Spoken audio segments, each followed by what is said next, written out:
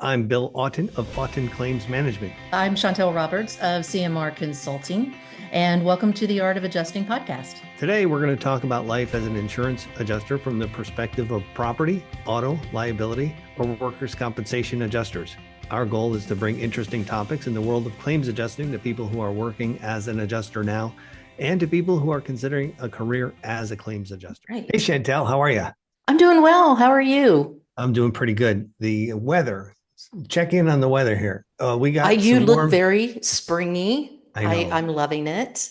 I know I've got the attitude, but not the temperature. We are 21 degrees today, Ooh, and it looks, but we're going to have some days in the 50s and some melting, which is good. The ice dam phase yes. is kind of over. Yay. It doesn't mean the claims are done, but I Mhm. think if you're in first party property in this region, you're still fielding some ice dam claims because we had probably a foot or two of snow on all the roofs, and then it got warm, and then here it comes, right? Oh my So God. yeah, so Oh my God. that's the situation here. How about out by you? Yeah, we are slowly but surely getting warmer. I've got to tell you, I am a little upset because, we have done I guess we're getting into March Madness and all this. So, your spring is coming, blah, blah, blah.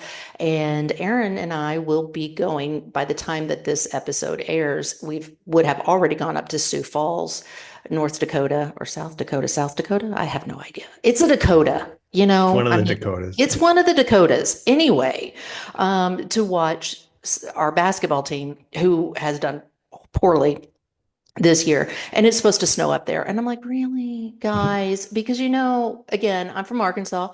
My cousins are already planting like cabbage and stuff. And so it's like killing me.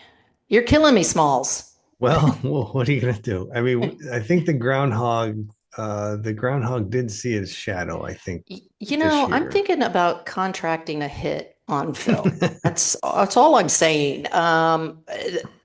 And I'm just thinking about it since it's, on recording, whatever. I'm not saying that I'm going to do it, but, We know where to look if something happens to yes. Phil. So I just want to ask you, Bill, what the hail are we going to be talking about today? Well, the weather's changing as we've discussed. And when Mm, that happens, you get movement of air masses in weird ways all over the country. We get a lot of wind here in the Midwest. You tend to get a lot of hail. Well, hail can hit anywhere really, but true. it seems like most of the hail claims come from your neck of the woods.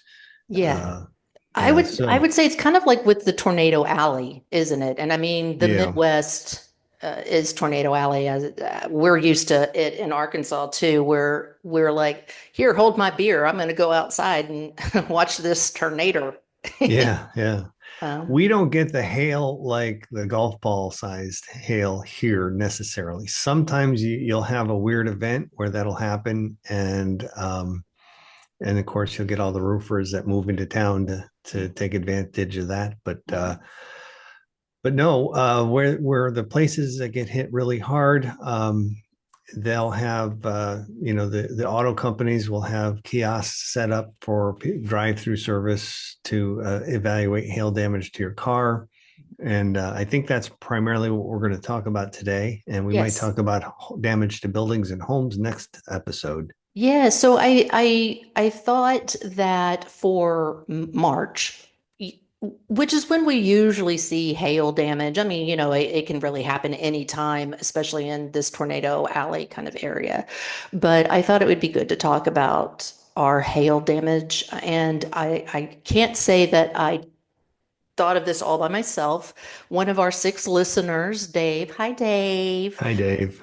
gave us the topics of hail damage to vehicles, which is what we're going to be talking about today. And then next episode, because I thought we'd split it up, is going to be hail damage to homes. And that will talk about splitting up that idea. Well, it'll talk about the idea of, do we only cover for half of the roof, where that line of sight is, or something? Do we have to put By the new whole roof. siding on the entire thing or new roof on the entire roof. And there's that Florida law. We'll all explain all of that Yeah. in like 3 weeks or something. I don't know, something Well, like that. 2 weeks from today, Oh if yeah, you're 2 weeks from watching today. today. Yeah. So Yeah. I guess we 3 weeks. pre-record these, by the way. So, Yeah. but Amazing.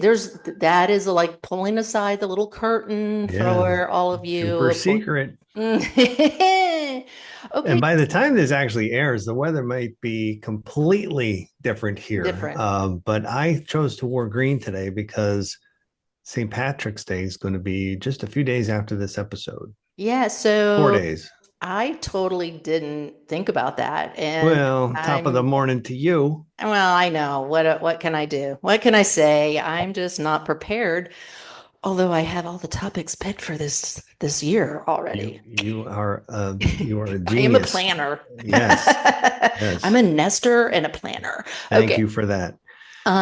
So one of the first questions I think comes down to is when we're looking at hail damage, how do we know if it's a total loss? What happens if it's a total loss? What's the formula for a total loss? And I don't think it matters necessarily for hail damage versus just a regular collision or comprehensive claim. I don't think that really matters one way or the other, what the quote unquote cause of the damage is. What do you think?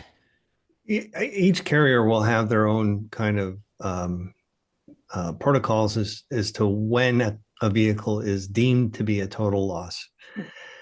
And I would say it can be problematic, especially in terms of hail damage. So if you've got enough hail damage where the to repair that car and make it good as new or good as it was prior to the hail damage, may be enough, may cost enough to total that car out, but that car can still roll down the road and drive and function just like it did the day before the hail in most cases.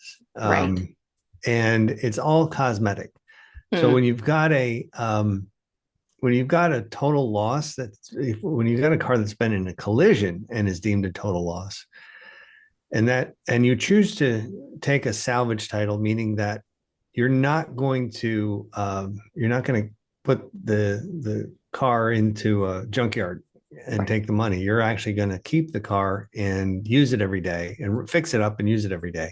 Mhm. So when you have a collision claim, a collision loss, there's an argument to be made that that car is probably less safe now because it's been repaired, depending on what happened to it, Yeah. than prior to the damage, versus a hail claim where really all you have is a bunch of dents in the hood and the roof and the trunk. That is a different scenario, and that doesn't necessarily mean it's a dangerous vehicle anymore, yet it's been deemed a total loss and you have Hmm. to take a salvage title. And registering that vehicle, I wish I knew the laws with registering a salvage title. I have no idea, but there's something in my head that suggests that it's a little difficult to get a salvage title, and it's because there's safety issues that could be in play. Are you familiar Um, with any of that? yeah, well, yes and no. We used to do it quite a bit. Well, I would say quite a bit, quote unquote. But when we were handling trucks and they wanted to necessarily keep those trucks or whatever, we would give them salvage titles if they wanted to get, and they were total losses. And our administration department would do that actually. And it goes back to contacting that state's Department of Motor Vehicles. So it would be something, and I know that a lot of carriers have these where a particular unit does nothing but total losses. Like that is all the adjuster does. So Right. that adjuster, the total loss adjuster, would probably be the go-to person on that, as opposed to someone like you and me who would be an independent. We multi-lined, we handle a lot of things. We're kind of like the jack of all trades, master of none. We know a Right. little bit about everything, which is why we can Yeah. hold ourselves out to be experts in this like little podcast here. Yeah. But yeah, so it was difficult in the fact that we had to get the original lien-free title, then we would send off, and we would do this regardless, even if it wasn't a total loss. Like if we were paying off someone, paying off, that sounds bad, to go with Phil and, putting out a hit on them or something. God, this episode is dark. It is. Well, fix your car, but you got to take care of that groundhog. Yeah, he needs to sleep with the fishes. Uh, anyway, squirrel. We would go in and we'd get the title after we paid off the lien holder, and we'd get the title, turn it into the Department of Motor Vehicles, get the clean title, and send that off to the insured. When it was a total loss, we would still do that. We would get the title from the lien holder, paying the lien holder off, and we would go ahead and send that, if it was a total loss, to the salvor, whoever would buy that, like the tow company or whomever. Or if it was uh, the owner, the insured who wanted it, we would get it converted over into a salvage title. And it took a couple of weeks. And by a couple of weeks with the Department of Motor Vehicles, depending on what state it was, 3 to 6 weeks to do.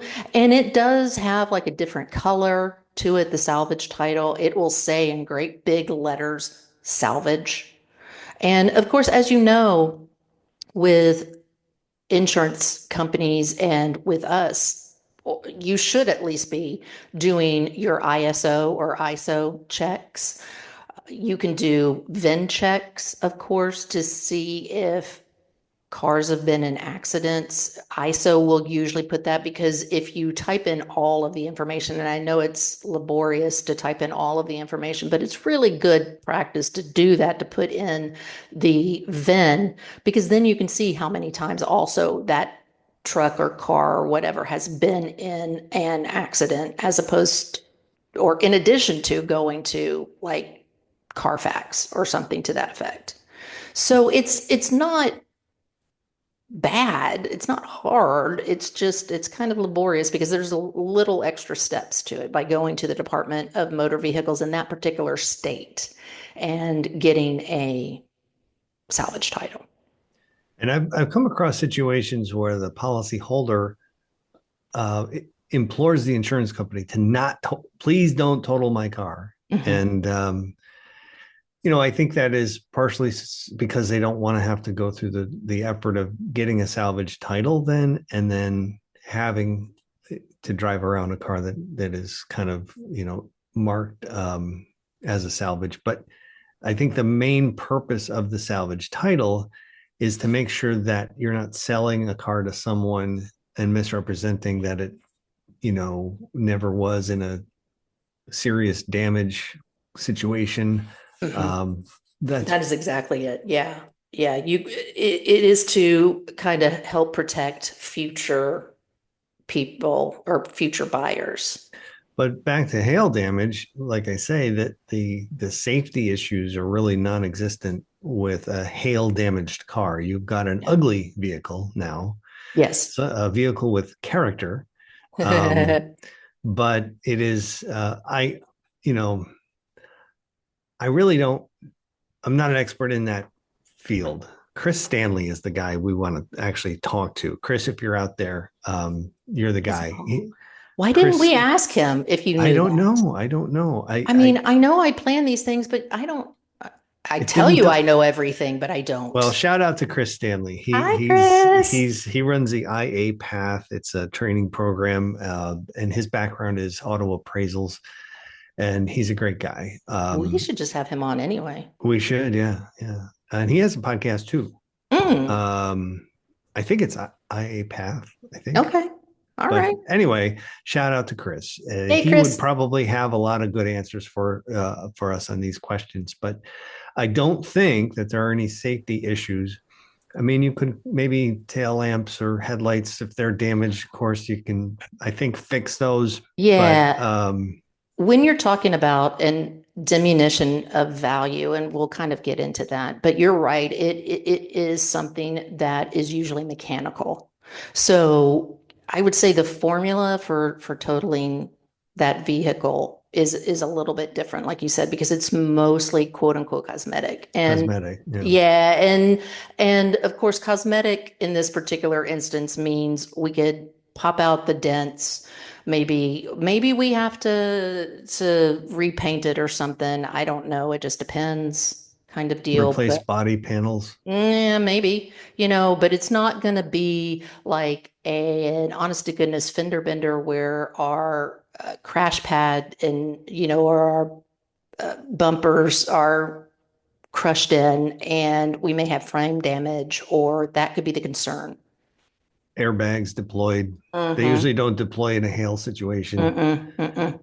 Maybe a No, they Hail don't. Mary situation. But Yeah. Now, I have worked quite a few hail claims. One of the biggest that I did was a 7 vehicle car lot, or seven car lots. It was one insured. Of course, it was with Lloyd's of London naturally, and their deductible was $3 million. But they did have a Ferrari and like Maserati dealership. And it was rather interesting because when they knew that the hailstorm was coming, they started moving those cars that were on the lot inside, like anywhere they could, and even to some of the sister lots to save those cars, while the, I don't know, Toyotas or Hyundais or whatever it was, I don't even remember. By this point, I just remember the really rich cars because they were nice. Uh, Stayed out. And I remember having to call my boss in London and ask for like $6 million. And he said, yeah, but there's a $3 million deductible. And I'm like, yeah, I know that was taken into consideration because there's a lot of cars here. Yeah, so in one of the things that we had to be looking at was what was a total loss in that state, and which was Oklahoma in this particular instance, and what the policy considered to be a total loss, because there was a whole methodology of figuring out how to settle this particular claim.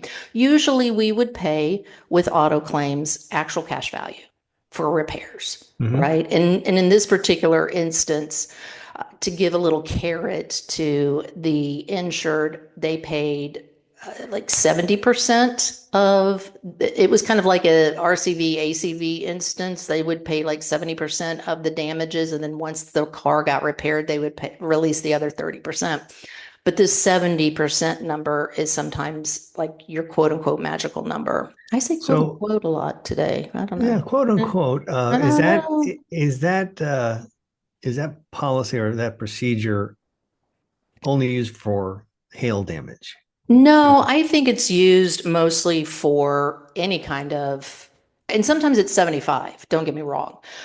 Well, what I mean is they'll pay 70% of the repairs and then give you Oh, the I rest think when that was it's just done. that one particular policy because there were 7 dealerships under this umbrella. And of Got it. course, you know how dealerships are, because a lot of times when there are dealerships who have had a hail event, they will offer a hail sale. I say that 3 times fast. Mhm. So, and where they will knock off, I don't know, $10,000 or however many dollars off of it to try to get this damaged product off of their books. And so I think that's the reason why the Okay. underwriters in this particular instance wanted to pay 70% instead of the full value. Because what would happen if the insured, the car dealership for this instance, got paid 100% of the car damage, or the physical damage to the car, and then immediately turned around and sold it? Well, they're kind of getting, Well, it depends. I mean, they're going to sell it at a discount. So technically they're losing money on this sale also. mm, And So if they accept the insurance proceeds, um, you know, the argument that they may or may not be made whole. Yeah, but remember, car dealers are going to be like any other retail store. And this is a good point for us to talk about. And although it deals with slightly different things, any kind of time that you have like a retail store, you're dealing with a retail loss, for example, a theft. You're not going to pay the amount that's the sticker amount, Right. right? For example, Cokes have gotten outrageously expensive. They're like $9.50 here in Kansas City. And you know that the grocery store doesn't pay $9.50 for that. They may pay $9 for that 12 pack. And that is what you would pay as the insurance company. You would pay the $9 The because you're not wholesale, paying, the yeah, you're not paying cost of their goods profit. sold. Exactly, exactly. So it's the same for cars and the dealers. So even if they knock off $10,000, they're not, I mean, maybe they're selling it under value, not what they bought it for, but probably not. I mean, they probably still have a little bit of cushion. And don't get me wrong, car dealers have an extremely narrow margin of profit. But yeah, there you go. So I think that's more your question going to like, is that 70/30? I think that is more the one policy that I was working with. It was a Lloyd's of London policy and not necessarily anything else. But going to the formula for any kind of damaged vehicle, I think would be 70/75. That's usually when you're looking at it. You know, when you're adjusting your claim, and you're looking at your car, just like when you look at your house, you should be running that Marshall Swift or that Beck's evaluation so that you can do co-insurance, right? You should still be doing that with a car. You should be looking at what the value of that car is, and then looking when it comes into your estimate comes in and running that section and saying, okay, we've got 70% of damages. You know, this the damages equal 70% of the value or 75% of the value or whatever. And that's kind of when you go, if I get a supplement, it's definitely going to go over into total territory. So do I total it now? Do I not total it? These kind of things. Right. Just to illustrate it for folks that may or may not be able to follow the conversation.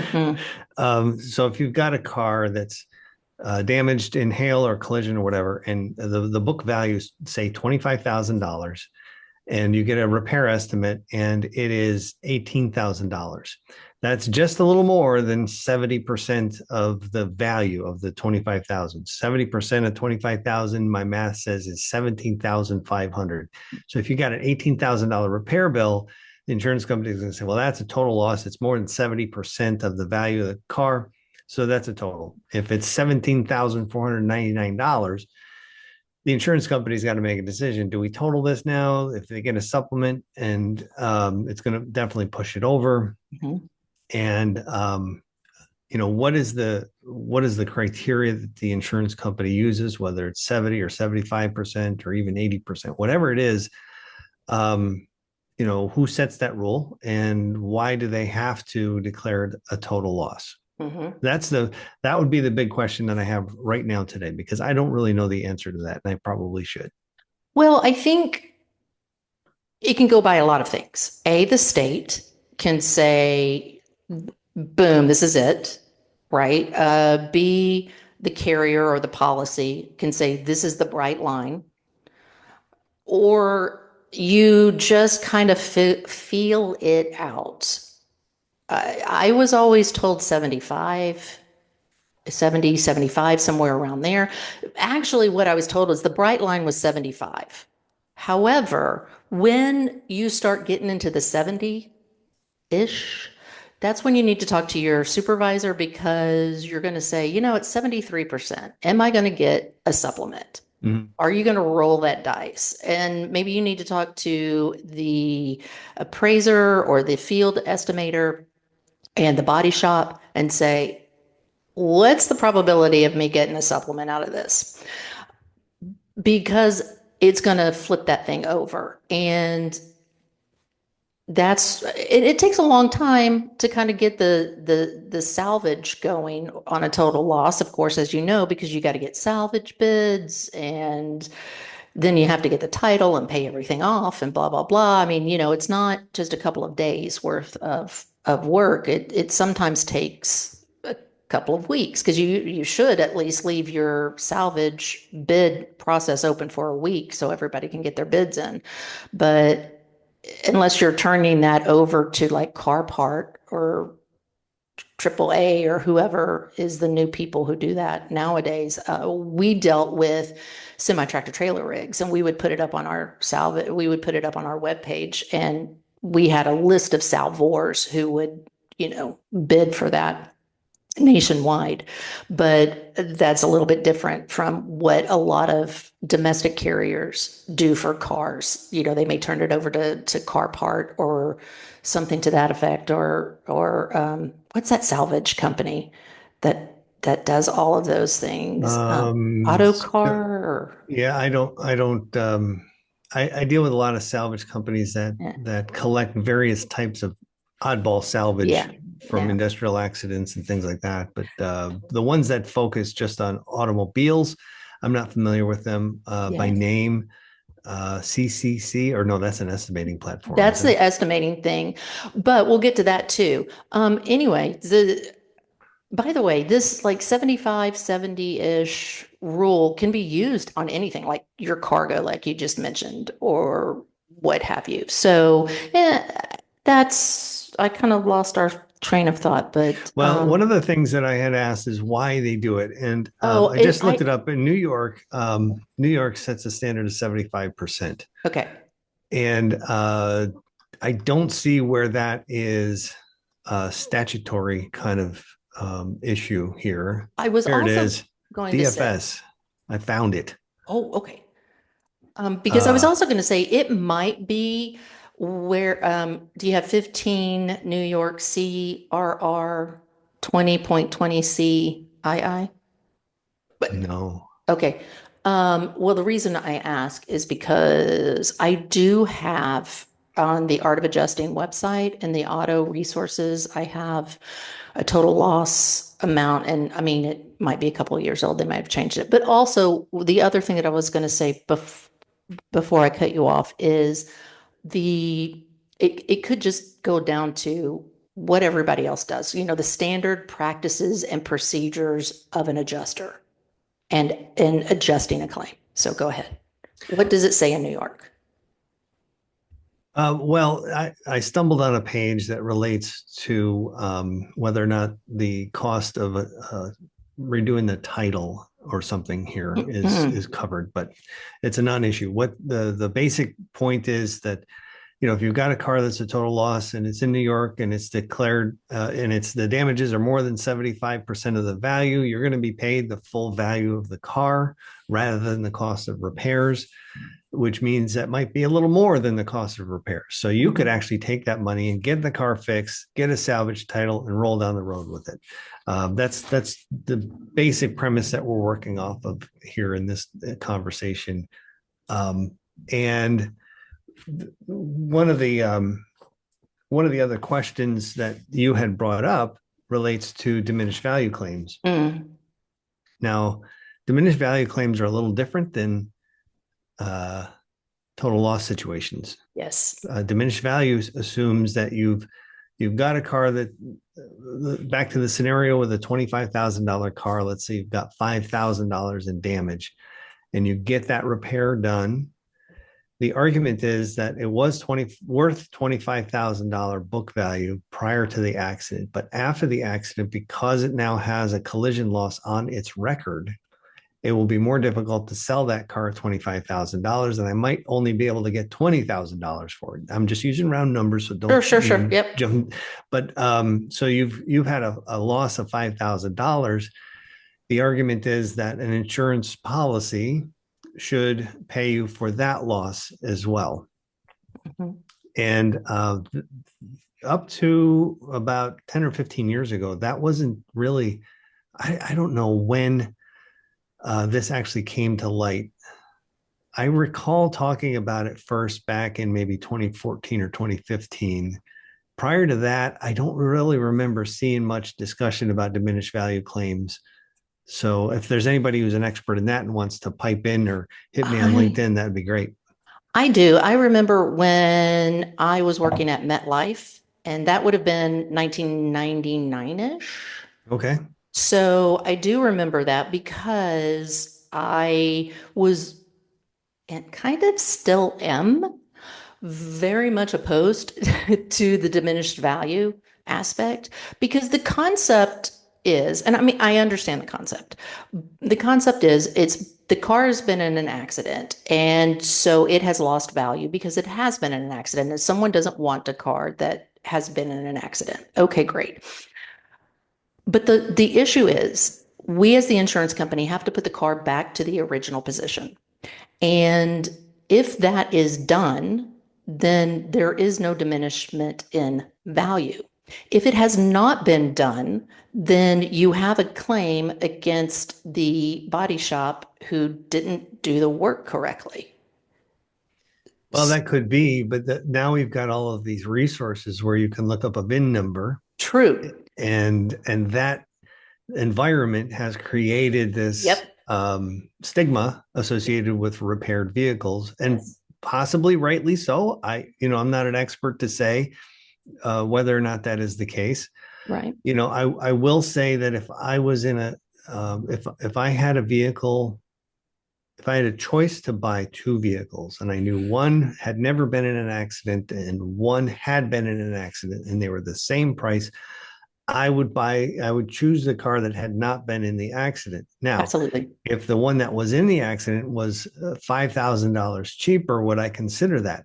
Maybe. Well, that is a demonstration that the Mm, diminished value is a real life thing absolutely.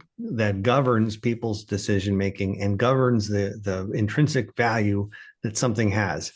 So, from that standpoint, I agree with the concept. Hmm. What I think though is what gets everybody's brain in a bind on this is that the purpose of the insurance policy originally was to fix the car. Hmm. It Hmm. wasn't to Hmm. consider these economic issues related to the car. It was just Right. you got a broken car, this policy, you can buy this policy and pay for collision and comprehensive to fix the car. So we're going to fix your car.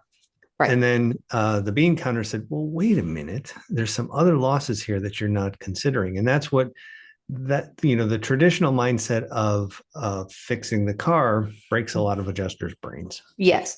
And I mean, okay, fine, that's the way it is. And so again, we're going with what is standard and normal with an insurance adjustment of a claim, and that is standard and normal. So this is what we do.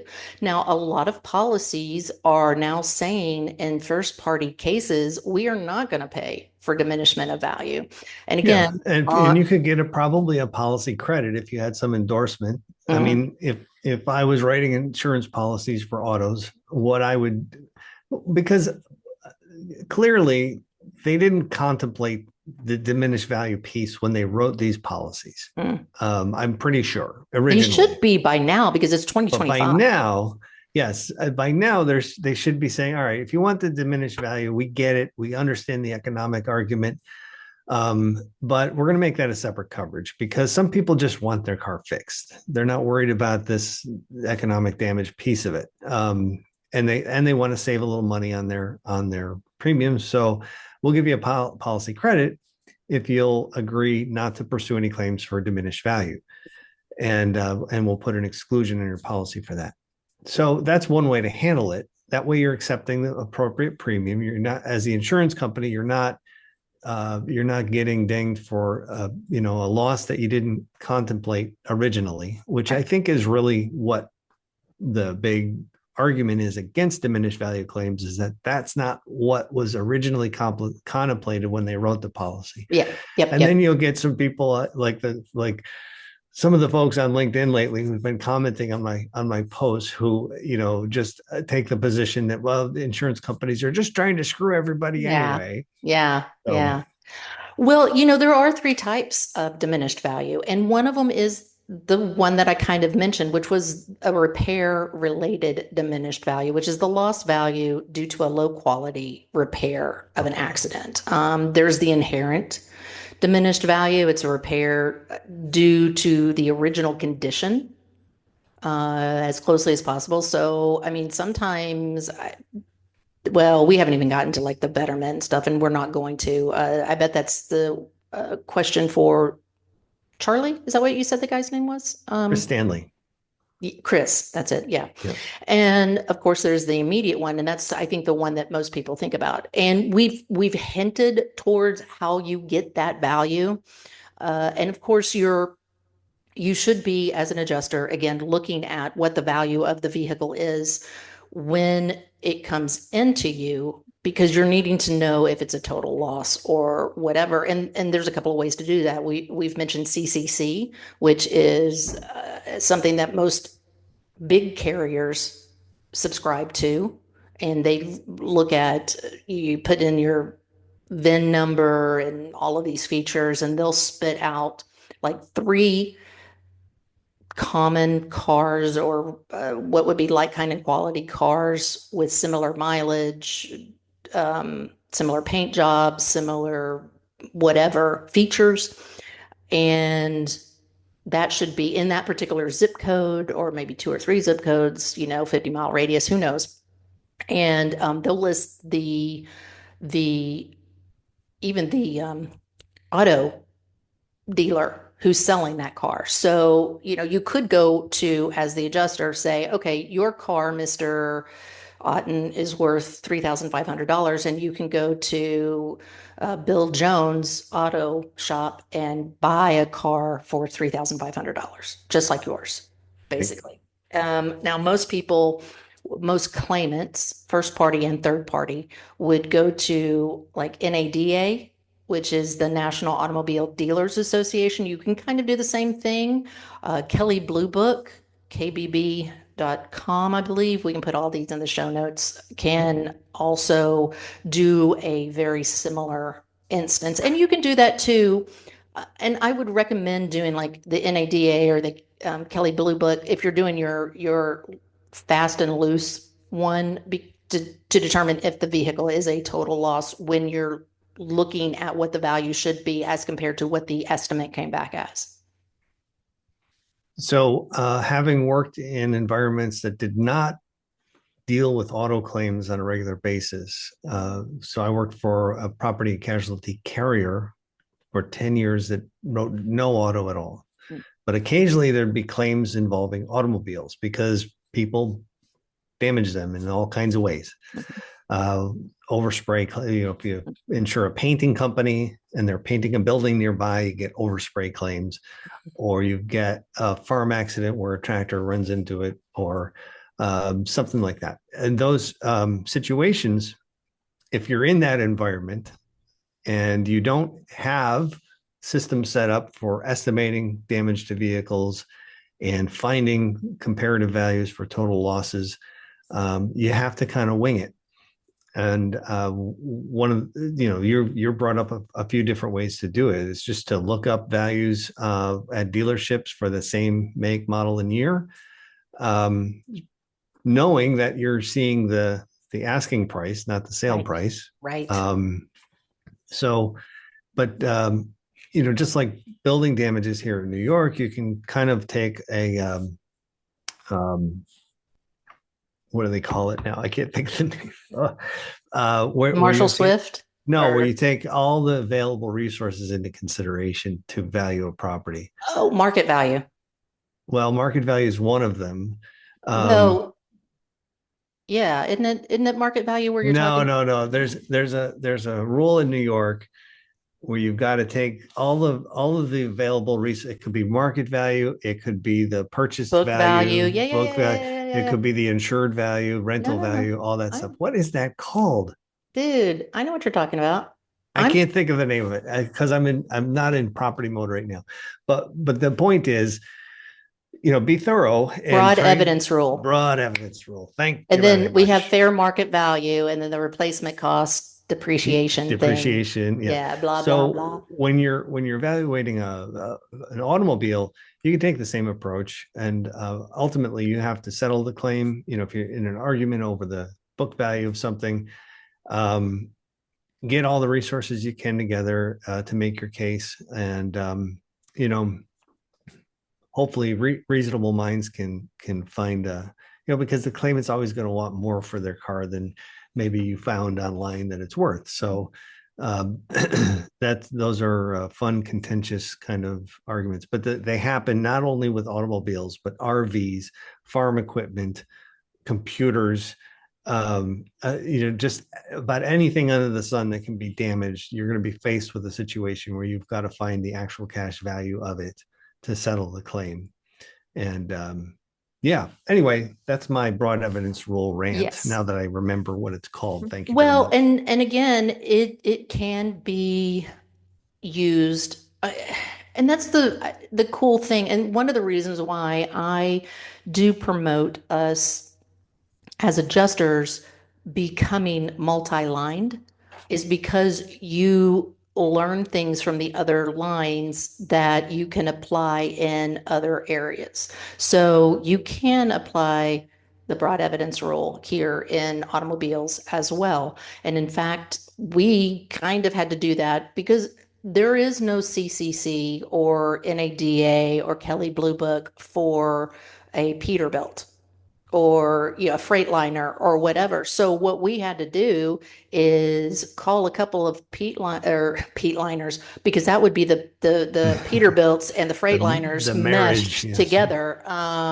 But yeah, so we would have to call a couple of dealerships in that region, and they could be hundreds of miles apart, but say, hey, what would you give me for a Freightliner with 100,000 miles, blah, blah, blah, and list it out. And that person would, of course, give you uh, their price, but again, it would be the sticker price. Even if you told them, I'm giving you cash, what's the cash discount? And yeah, whatever. But anyway, so I think we've talked that to death. One of the other questions was, when we were talking about salvage titles, we didn't really talk about this, but you mentioned it. What happens if that person is like begging us, don't turn it into a salvage. Please don't turn it into a Right. salvage.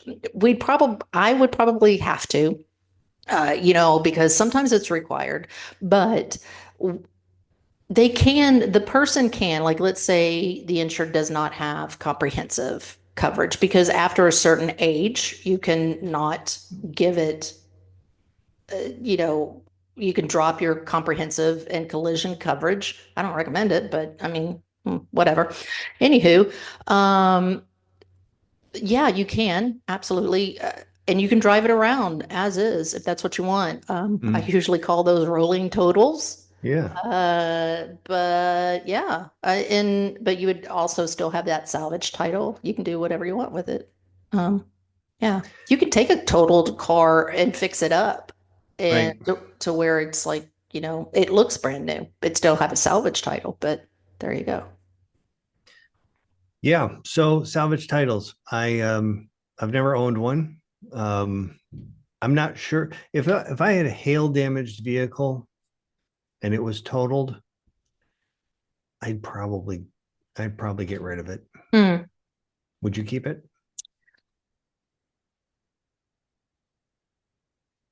Yeah, it's hard to tell. I mean, you know, I, everybody I think gets that thing where you're like, I want a brand new car, Yeah. and I mean, I never get quote unquote, oh, sorry. Expletives. I'm gonna have to beep myself out. Anyway, I never get brand new cars. I always get used cars, but still new to me. New New to to you. me, Yeah. and I mean, everybody wants that new to me car. Right. Right. Um, so maybe I would probably get a new to me car. I would probably just look. Financially, it would probably be a better deal for you to take the salvage, Mm, title, drive mm-hmm. around with no little or no car payment for a while, save up Yeah. your money for your next car. See, the thing is, and that's one of the things that I think about is that I don't have a car payment Hmm. now, and we save up already to not have car payments. Or if we do, it's because we've put, I don't know, 50% down or something so Right. that our car payments don't have to be that much. Yep. And we can get them paid off quicker because it's just another debt that we have. Definitely don't lease cars. I've never leased a car, and Never done as that either. as Aaron says, Dave Ramsey is my cult leader. So, and Dave Ramsey doesn't recommend leasing vehicles, and that is something to be thinking about when you get into a car accident or it has hail damage or whatever is what happens with your leased vehicle.